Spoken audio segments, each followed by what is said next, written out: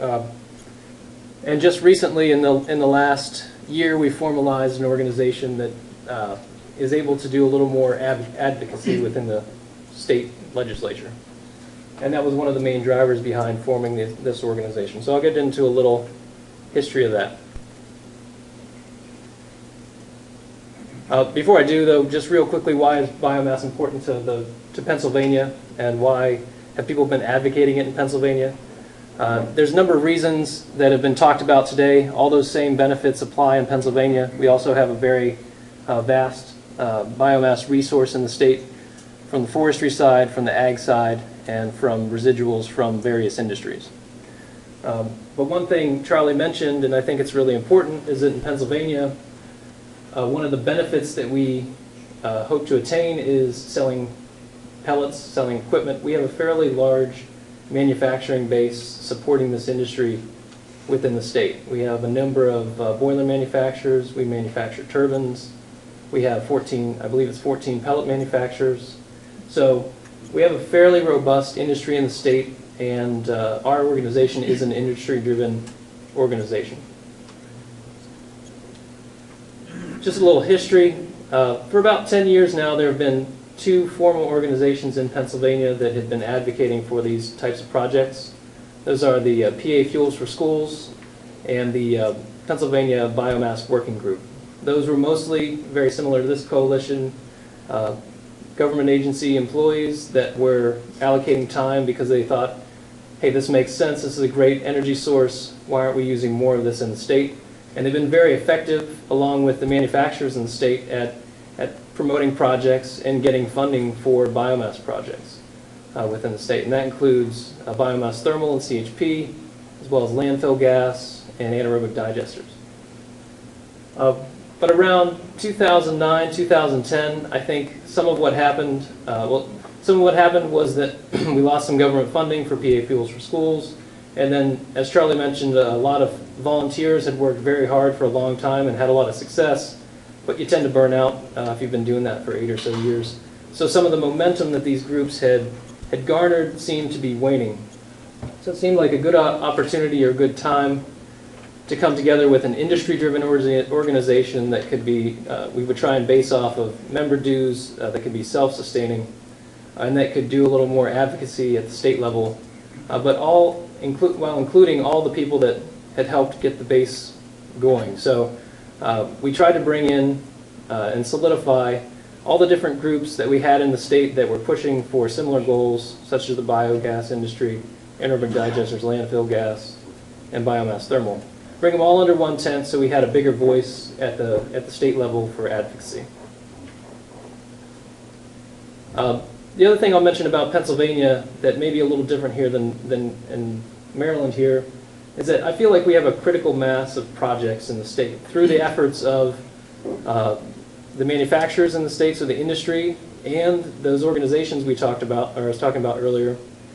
And we've got a good number of projects that are in the ground that you can take legislators to, that you can take decision makers to, potential owners to, and show to them, and they can see how these benefits are being garnered. And the amount of projects, or using those projects as an education tool, is absolutely critical to getting other projects to move forward.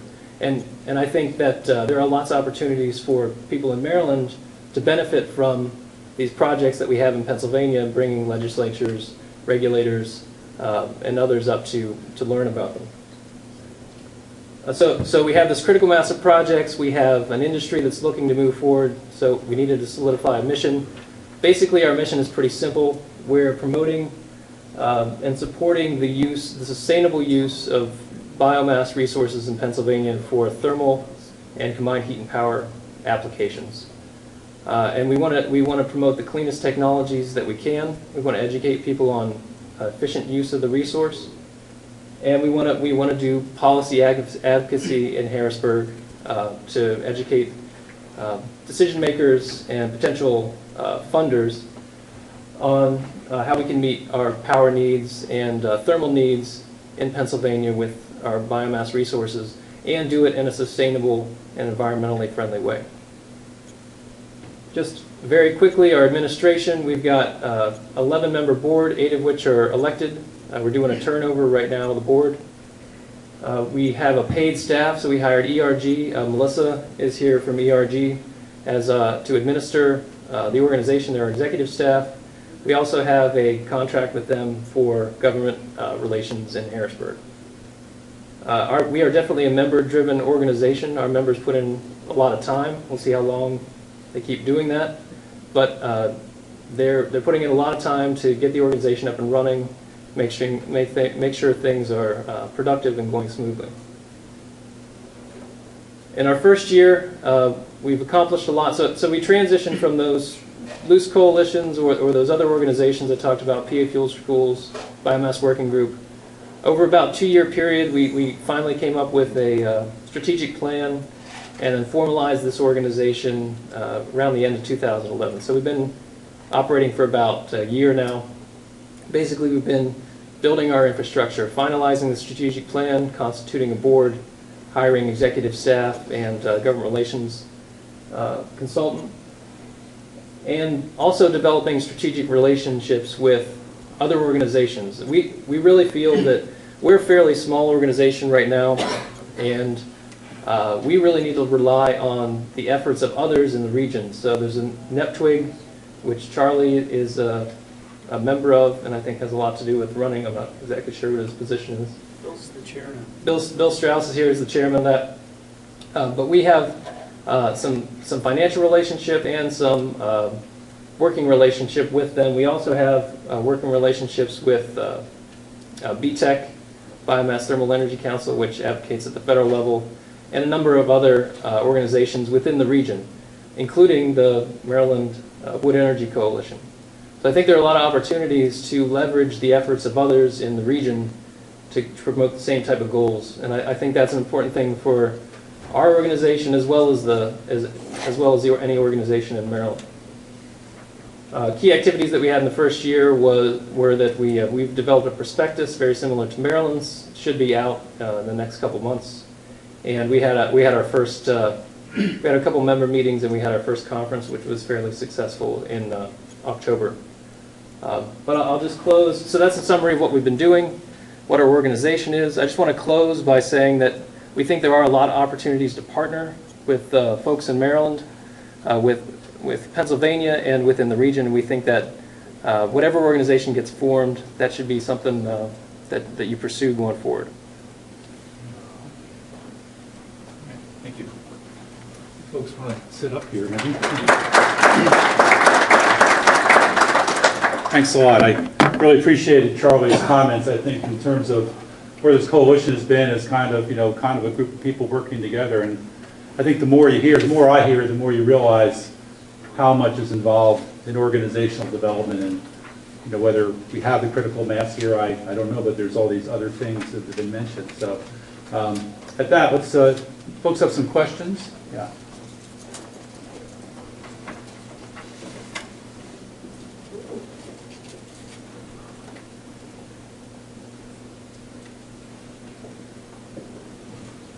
I'm wondering if the focus of the biomass organization for Maryland is a little bit narrow and limiting. First, good comments here about working with others and coming forward to legislatures with a simple agenda that's widely endorsed. I think that we in biomass look at the value of trees to the world, to environmental goals and equity goals as one dimension, rather than appreciate the dimensions that other people hold, that we, through our activities, also support. And that is, we don't just cut down trees, we help trees grow by sustainable managing forests and so on, and by appreciating at a very detailed level the nature of what is a healthy forest or healthy tree. That's not commonly shared. So I think we should be working with other groups that support tree growing and trees for other purposes. And I'd like to see them here. Casey Trees in DC, and environmental groups, Chesapeake Bay Foundation, trees are growing, are giving us a great deal of value in a variety of goals. And I'd like to see that focus and a focus on the local economy, on how we can promote industries and applications that connect people with industry and with the environment in a more visceral, local way. Good comments. I think that's an excellent point, and a lot of times when you're forming an organization, usually it's going to be the byproduct of awareness and interest as we have here today of a particular need. But what we have done in the past, it's very important, I think, to have a strategic planning session in identifying. Also, typically we will vet all other like organizations and ancillary interests to see how large the tent should be. But typically it's going to be those volunteers in an initial strategic planning session, one dealing with the organization, another strategic planning session dealing with the policy issues, government relations. That kind of provides a benchmark. And I think the mission statement is critically important as to do you include or exclude. So it's a process issue, and sometimes it's not happened overnight. It may be a 2 to 3 year effort as you have an issue mobilization campaign being conducted by an informal coalition. But I think the points you raised are very salient points that are typically considered when you have like minds meeting to see the level of inclusion and also identifying their stakeholders. And those stakeholders typically, we conduct stakeholder surveys to determine the reach, the depth of interest, and whether or not they should be included. So it's a process, it's measured, it's quantifiable, and typically that kind of information is the byproduct of the working group before you even get into the strategic planning session.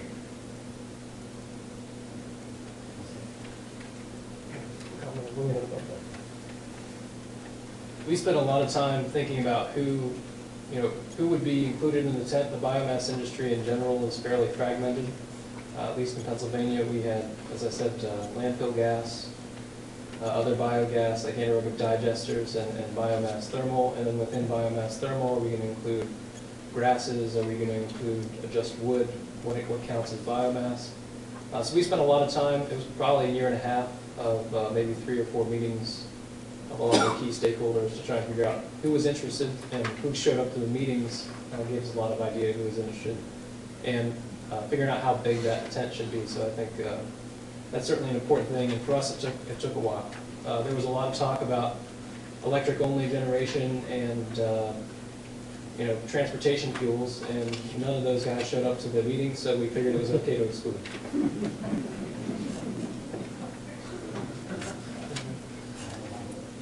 Question for Dan. So after you went through all that process, and it saved some length of time, but once you then set up operation, can you tell us what's your operating cost for what's the budget for your basic operations and representation and advocacy and lobbying in Harrisburg? I think Melissa would know a little better what the actual budget or what we spend is, but I think we spend about $5,000 a month for. That's probably about correct, and that covers the administrative costs and the government relations and some additional administrative, printing, different things that need to go on included with that. And that covers our website, and we had a lot of initial work through a sustainable energy fund, helped us provide initial seed money, quite a bit of it, and also a lot of administrative support for developing our website. I know the website is way better than my company's website, so I'd like to hire whoever they did. But I mean, we look fairly professional for just being a year old, and I think that's because of a lot of the support we received from groups within the state that were interested in. I think economic development was a big deal for those groups' interests, as well as the environmental benefits. I have a question for all 3 of you.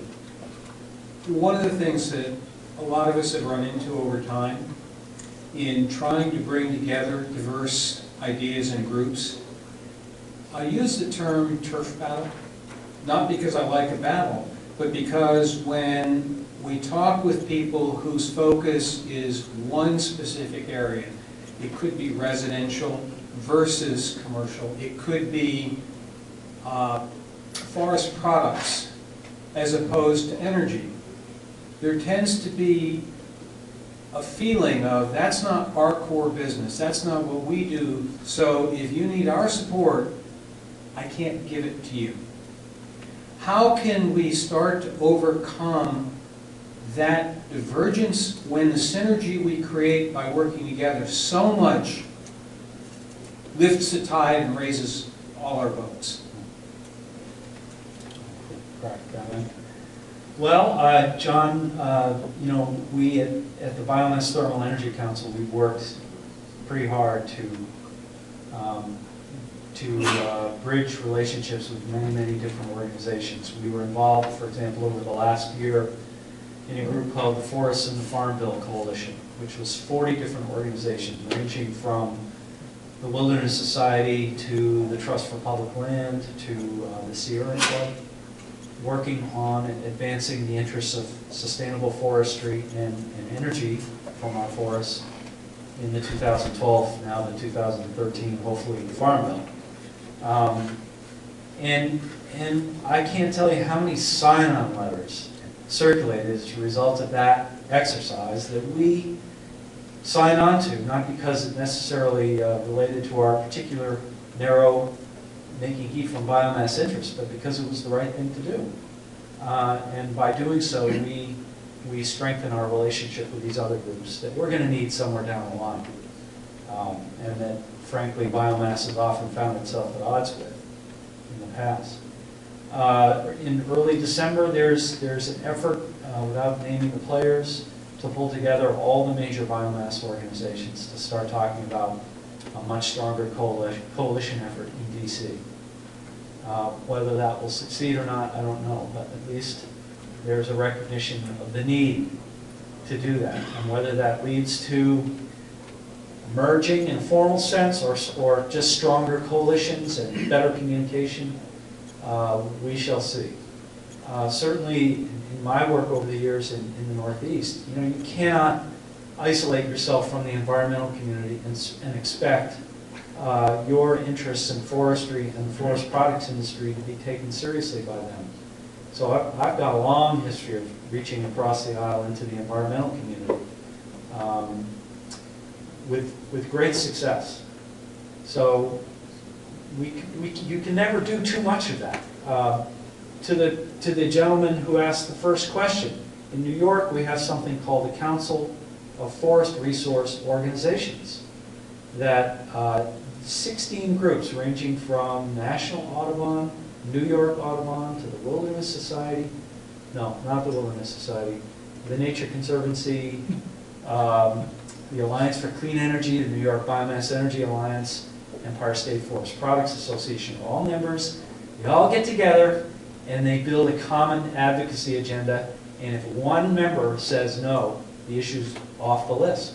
So it's 100% consensus, and it's a fantastic exercise. And I will say that the biomass interests of the Biomass Energy Alliance in New York have been met with 100% support by those groups as a result of that exercise. So I'm sure similar things exist in Maryland, or similar efforts have been undertaken in Maryland around environmental policy in the past. Yeah. I'd like to add to that, because I think that's very important to understand, that a lot of times an organization will go through a synthesis or an evolutionary cycle, starting off being informal, it's very mission focused on one particular issue, but at the same time we have found a need for any kind of issue mobilization campaign. I don't want to say it's opposition research, but we're going to vet all the other stakeholder groups that are involved in the political process. We'll look at their mission statements, we'll read the governmental affairs legislative reports, we'll see and review the testimony they've submitted, so we can best address any concerns that may come up or invite them to join the coalition. an informal coalition, and I use that term, it's a formal coalition, but not formal like an organization with a determination like an IRS. The formal organization, a lot of times, still needs to have infrastructure in place and also a governance process to deal with legislative issues, so the organization itself can represent that entity with the degree of credibility and validity within the political marketplace. But all too often, what we find, especially for Maryland's purposes, each group, special interest group has their own priorities. They have finite resources, whether it be volunteer, manpower, financial, and typically, as we circulate a letter to sign on to a particular measure, not all of them are going to be signing on all the time. It's going to be based upon what they may internally prioritize within their organization. But as organizations grow over time, you find this morphing of mutual interests. Maybe it's like the early days of the Soviet Union and the U.S. called détente. We recognize each other's what's called interdependence. We are kind of independent of each other. At the same time, we're dependent on each other to maintain the peace and harmony, because the important aspect is you don't want to lose the credibility of an organization in the political marketplace, because that's the most valued asset you have. And I think in the political marketplace, if there are differences between organizations, they like to see efforts to work out those differences. You may not always have 100% agreement, you may have 80%, but again, as stated earlier, you're going to find opportunities in which there may be a morphing of organizations. And that very much happened within the solar industry in Maryland. Maryland, Virginia, D.C. decide to affiliate with a national organization as opposed to forming their own 501c6. One more quick question. Yeah, maybe Jonathan, this is more a question to you as our de facto leader, and we have 7 weeks before the legislative session. I imagine you may have plans to have the gathering again in the next coming weeks, because I think in the next coming weeks we need to have a larger group of us gather. And the wonderful thing about this group is, so far is that we actually have really been able to agree on priorities.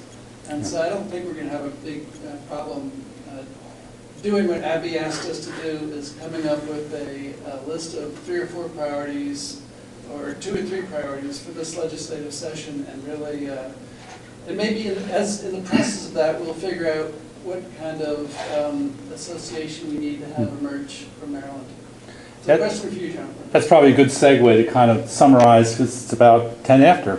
But, and that's good. I think that, again, you're all going to fill out those surveys before you leave, but I think the folks who've been involved in the coalition are going to probably get together and maybe plan something to do some type of a follow-up, and I think to do exactly what you said, to see all the comments that were made here.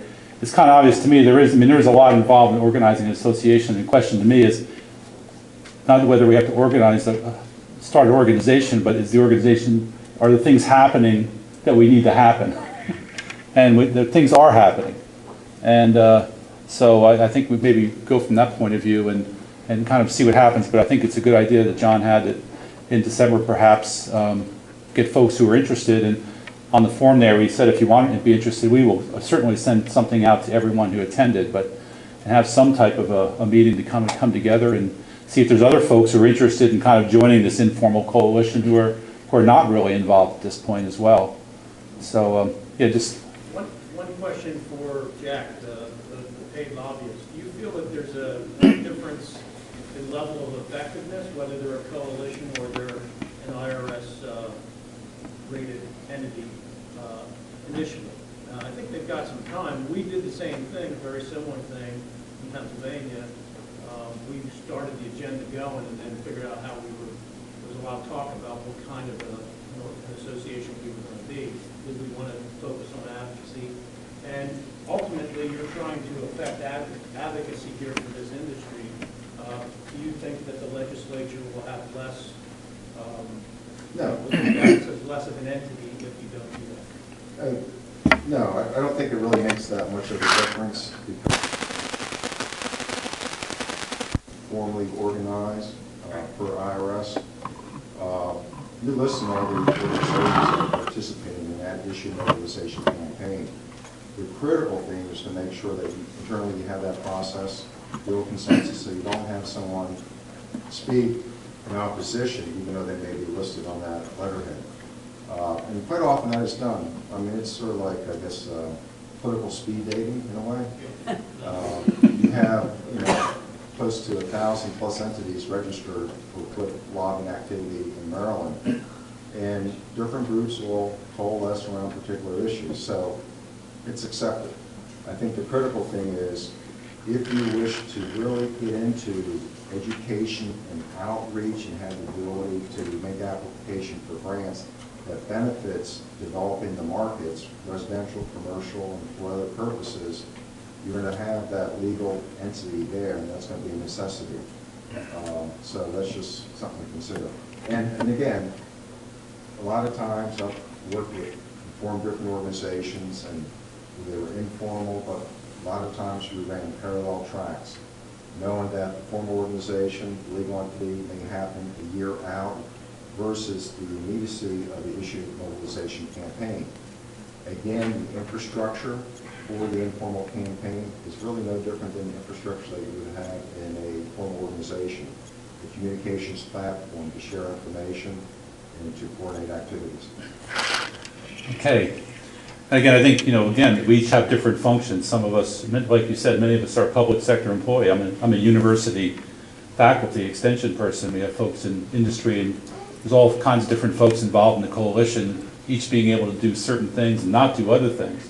So I guess with that, it's 4 minutes after I promised you'd be out of here. So I want to we'll take all these comments, and we certainly will get back to you by email with a follow-up with where this stuff is posted and everything like that. Again, we want your comments on the exit surveys, but thank you so much for being here. It's been a great day. I think we've learned a lot, and we'll just see what happens when we go from here. And thanks to our panel for the discussion this afternoon.